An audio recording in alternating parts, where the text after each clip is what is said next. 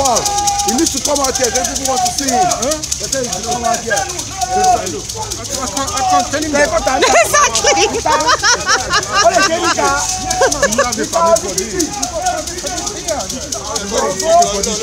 It's fine. It's fine. It's fine. Thank you.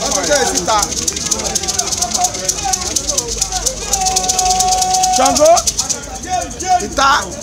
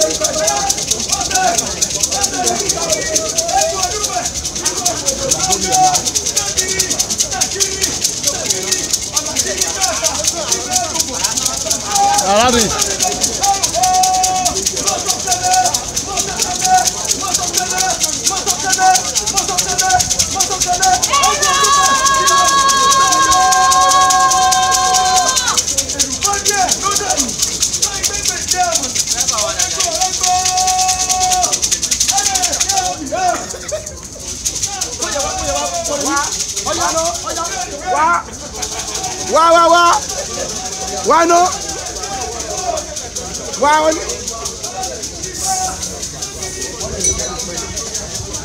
Shogba, Sofu, Shogba. What are you going to do? Put it on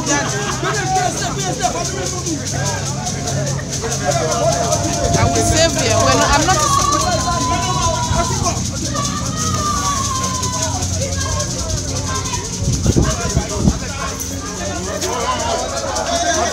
You can move this. Move Okay. That's how I'm used to seeing you. That's how you used to see me on the floor.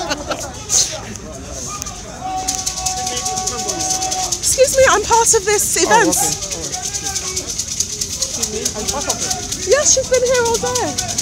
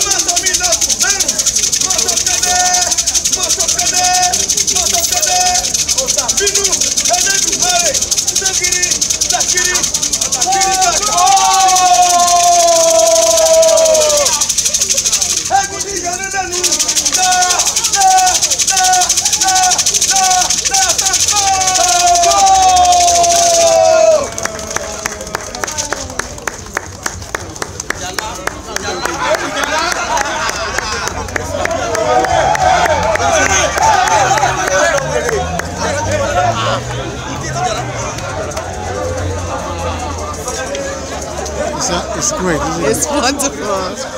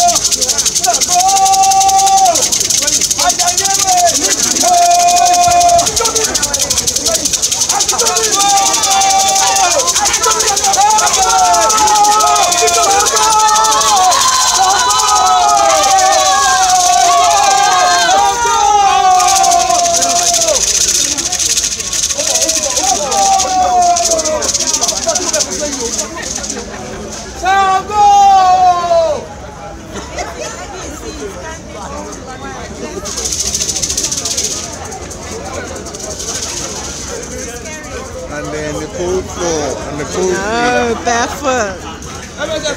Never mind the glass. Awful show as